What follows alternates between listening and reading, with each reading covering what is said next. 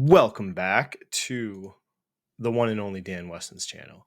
So this is going to be the start. This is not going to be the only video. This is not an ETF review. I would not do that to my channel. So I'm not doing an official ETF review, which would mean that I actually think it's an interesting investment.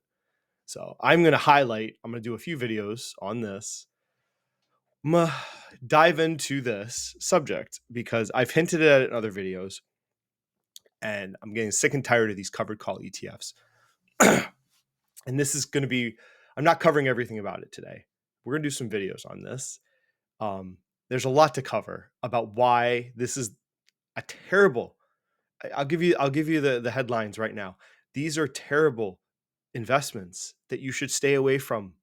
I'm begging you to stay away from these. Okay. And we're going to get into this and I'm going to talk about it this video. I'm probably going to do more videos. I have to provide substantial evidence and none of you will believe me. You're just going to look at these. Ooh, look at these yields. Wow. You don't know what you're talking about, Dan. 60% yields, bro. It's the future. I'm going to show you how this will destroy your financial future. These are terrible products for you. Any of you. I don't care if you're 20 or if you're retired. You are being marketed to by predatory freaking ETFs. Whoever runs these ETFs, this is predatory, okay? They are attacking your vulnerabilities because they know that there's people out there that are obsessed with yield chasing, okay? And this is what has become of the industry. And there's reasons why these are popping up all of a sudden, okay? So this won't be the only video. We're going to cover all of this stuff, all of these crazy amount of ETFs. I can't believe these even exist. I'm telling you, this is like amazing. I am astounded that the markets let these things come out, that the NASDAQ and the New York Stock Exchange let these things get listed. I guess nothing should surprise me anymore. So we'll get into like who runs these, who's behind the curtains. I have some videos, some interviews of these people. You need to understand what is this, okay? You were buying a synthetic call writing strategy by some dude in the office. And this is not investing. That's what I want to tell you. This is not investing. So this is the guy, and I have videos. We'll go into him in other videos. This is who you're trusting, who is running YieldMax, and he's doing these hedging strategies. I could show you other SPYI. I could show you SFOL. You're buying some guy in a back room of some office in Florida or Connecticut, most likely, writing contracts, some sort of strategy. Okay, so you're just letting some dude take your money and write options, and we can wrap it in as many bows as we want. You're not buying parts of a company appreciating assets. You're just buying some dude writing option strategies in a back room for you. Okay, this is not what I would call investing. So there's many more videos. This is kind of the introduction. So also another company attached to YieldMax is these guys. Now, if you followed my channel, these would seem familiar. These guys are also behind some other degenerate ETFs that have come out recently, including Meet Kevin's Pricing Power. So if you think Meet Kevin's a clown, you're investing in the same company if you buy YieldMax that runs his ETF. Okay, title, same company. So let's understand beyond the yield. I think a lot of you don't know what you're buying. And I've talked about this in other videos with Jeppy also. You don't know what you're buying. All right. The video reviews you've seen online, they cover like a chart. They go look at the holdings, which if the fund does reconstitutions every quarter, why are you checking the holdings if the turnover is 50%? Those holdings could be totally different in 6 months. It's a piss poor way to review these things. So I'll try and do better. But what I want to show you is, how did we get here? Like, this is how we got here, okay? This is why there are so many covered call ETFs coming out of the woodwork. And I mean, I have a whole list of them. They're popping up every day. And it's some mix of, a lot of them are like 80% assets, 20% options writing. Some of them are 100% just option contracts. Some of them are various mixes. So they're all some sort of shape or form of that. They all umbrella covered call ETFs. All right. So there's a few different ways they're doing these. There's even ones where it's just writing options on anything out there. There's funds like that now too, where it's like they could write contracts on treasuries and tips and TLT and stock exchanges. And it's just nuts. And again, you're paying for a dude in a back room just writing contracts. Okay. So this is why this has become, JEPI has been a runaway success. Now, am I saying it's a runaway success for you, the investor? No, I'm saying it's a runaway success for JP Morgan because there's $30 billion assets under management. So this has been a home run. This is a grand slam of an ETF for JP Morgan. All right. Other ETF companies see this. So now they all want a piece of this action, and they know you, the public, retail, like these covered call ETFs, which, mind you, JEPI is not a covered call ETF, which is a separate video. All right. And it has its own problems. It's done well considering other covered call ETFs, but then when you compare it to just like a broadly diversified fund, it hasn't done well. All right.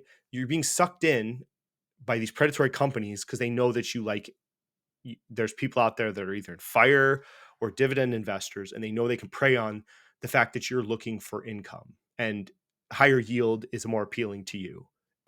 So you guys are being preyed upon by these companies. This is why. Okay. We can look at JEPQ has done really well this year. Look at the assets under management because of QQQ has done amazing because of the Magnificent Seven. But then, mind you, this hasn't done as well as QQQ though. And that's a part of why these are such flawed investments. And I would like to get into this in more detail, not necessarily today. Okay. Here's like the granddaddy. This one's been around a long time. So JEPI and JEPQ are run different, but it's like a 80% assets, 20% call, ELNs. So this is like 100%. Like they're writing just monthly contracts, and it does have assets held. Piss poor performance, honestly, terrible. Anything from Global X, I would be questionable of. So this is the one that a lot of the YouTubers are covering. Okay. When we look at YieldMax, they all will follow the same option writing strategy. My other ETFs will show. So a company will develop a specific methodology, and then they just apply to different benchmarks, and they can create other ETFs. So cows or moat, you take a methodology and you just apply it to like the Russell 1000, and then you can apply it to the S&P 500. Well, they usually don't use the S&P 500 because then you got to pay Standards and Poor. So they'll use different benchmarks with the same methodology, put a new ETF out there, and collect more fees. So this is the most popular one because it's probably done better. There is a correlation. These YieldMaxes will do, okay with the asset it's representing, but you don't even own the asset. Which, when I actually do look at the prospectus in another video, you don't ever own the actual assets in these funds. So it's all synthetic. It's hilarious. But even this, it's like, you should have just, okay, cool. Wow. Look, with distributions, they're not dividends, distributions.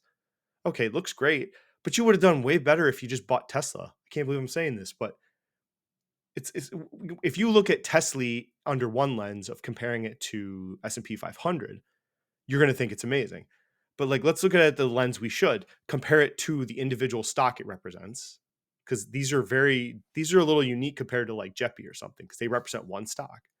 Okay, there's so much risk attached to being a one stock investment, and then on top of that, also with a synthetic strategy like this, and over time, these will lose value, guaranteed.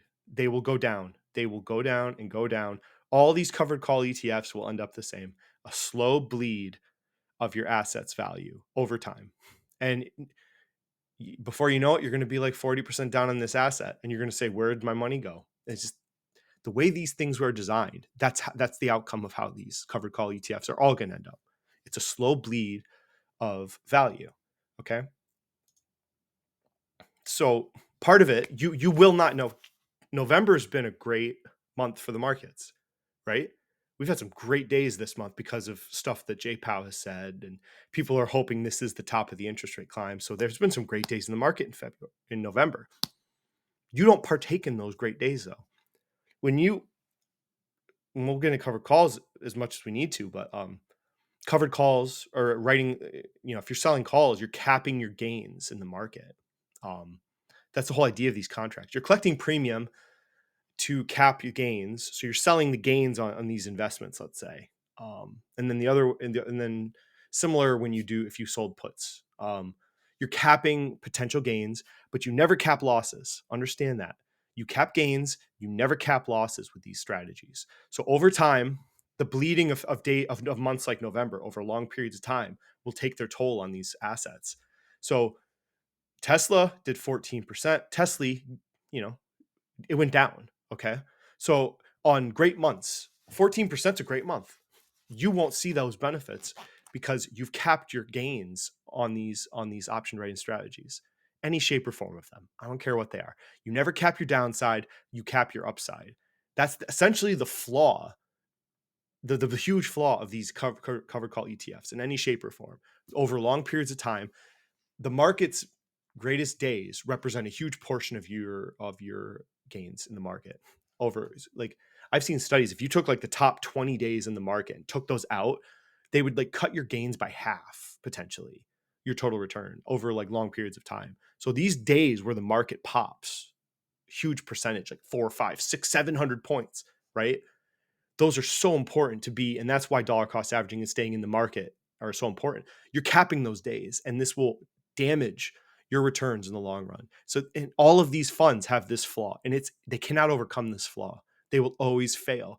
You are losing out on a huge return of the market with these covered call strategies. Okay, and then this will just repeat. So this happens, right? It's not going to happen every month, but the months that Tesla does really well, you will not benefit from those months with TSLY. And over long periods of time, those bleed offs will just affect the price of the asset, and you'll just keep going down.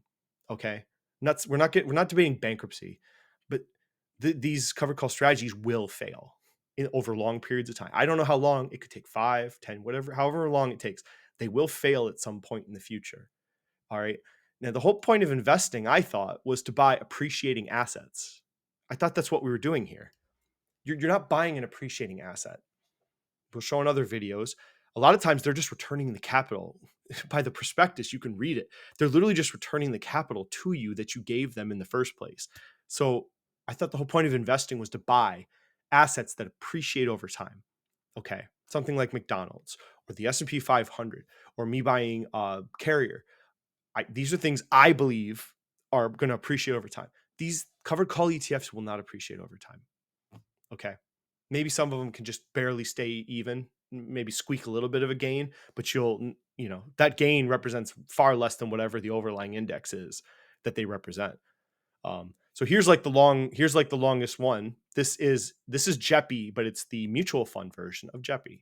Okay, so this is like the longest existing one of these things, because these are all brand new ETFs and mutual funds. These covered call things, they're all like 2 years or less old. So this is the longest running one. So this is JEPI mutual fund form. So this is what is going to happen to all of them. It's just going to be a slow bleed off. I mean, what is VU up in the last 5 years? Go look. Compare it to this. This is what this represents. And you'll say, oh, Dan, it's not total return. It doesn't make a big difference. So you can debate. I mean, I have friends, dividend growth investing, they think is clownish, but like, this isn't dividend investing. And this is what I'm going to try and hopefully in a few videos explain to maybe people out there that don't know any better. And all you want is the more cash flow, the better you think. You think that's what dividend investing is. You're failing. That is not what dividend investing is. It's still about buying an appreciating asset. So an appreciating dividend asset, right? And these aren't, because they only pay you back whatever premium is generated. So there's no growth over long. There will never be growth in the distribution. It depends on what the contracts are paying, which a big factor of that is the volatility of the market. When volatility is down, these option rank strategies don't pay as much premium, so they can't distribute as much back to you. None of these are appreciating assets. And you can hear in interviews of some of these people I'll show later on, some of the people that run these funds, they even tell you the expectation would be that you would have to take your distributions and give them back and reinvest them into the fund to have the full gains. So it's really confusing. So you have to keep pumping your distributions back in to get the appreciation of these investments, which is not what you should be doing. This is so wrong. So, and this is just the point. These days, so these are like the best days of this year, right?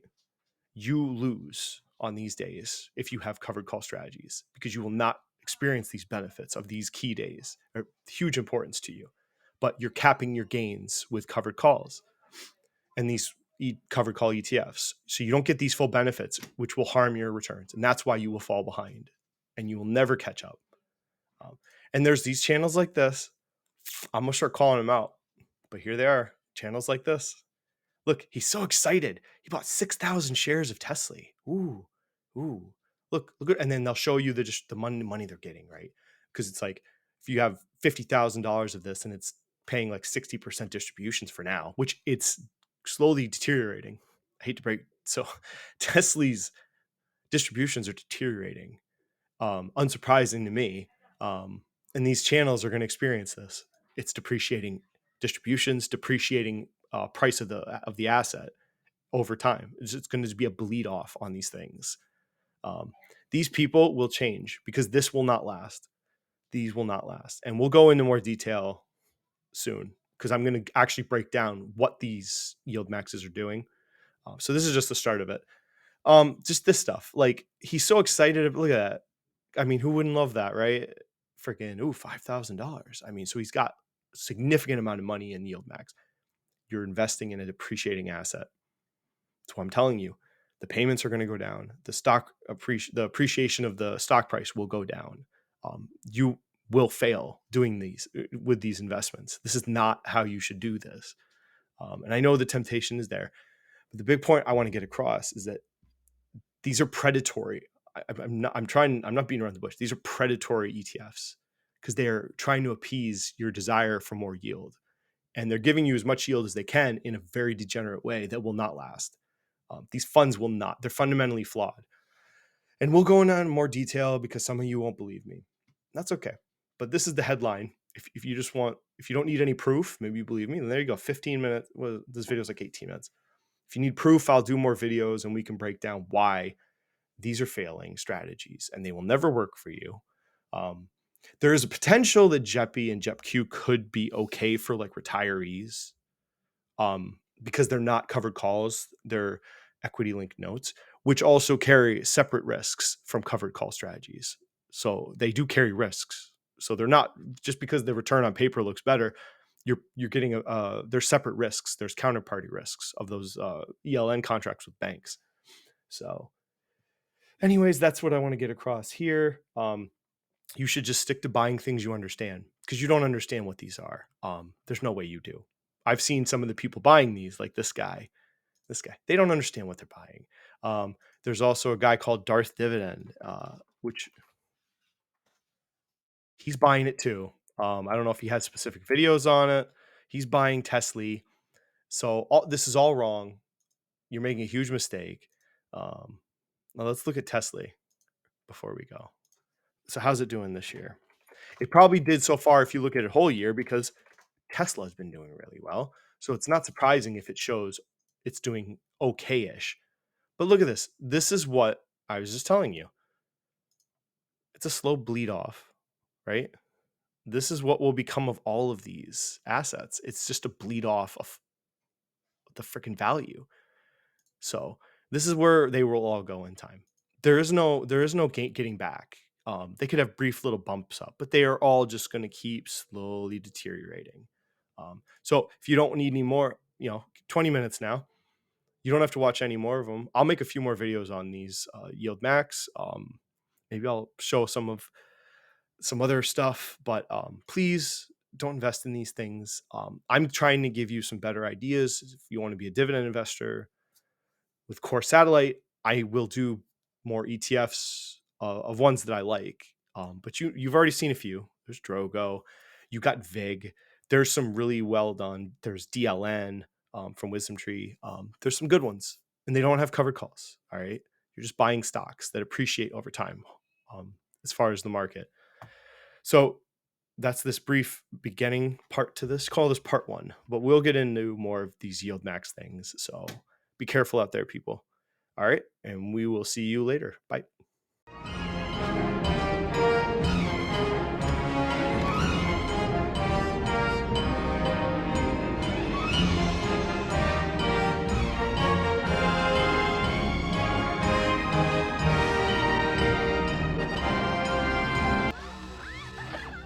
Thank you for your cooperation. Good night. I'll buy that